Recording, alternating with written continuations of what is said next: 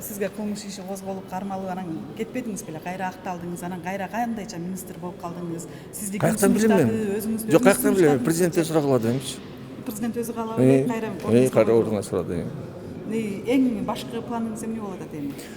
Эң башкы планым 2 жыл ичинде мен как 40 жыл медицина иштеген үчүн баардык проблемаларды билем. Ошолор реформаны баштаганбыз, ошону до конца чыгарабыз. А дегенде эле эмнеден баштайын деп турасыз?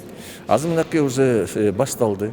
Биринчилерден болуп цифровизацияны мен кеткенден кийин көп жер токтоп калыптыр. Мен азыр приказ менен амбулаторный стационардагы полностью 100% Кыргызстанда цифровизация өтүп атабыз.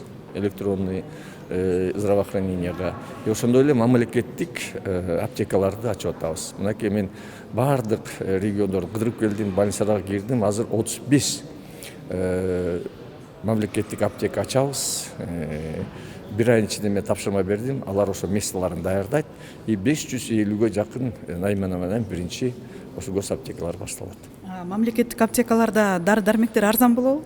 Биз производительдерден алабыз. Мисалы алсак, заводдо 100 сом чыгып атса, бияка келгенде расходу менен бир 5-6% кошулат.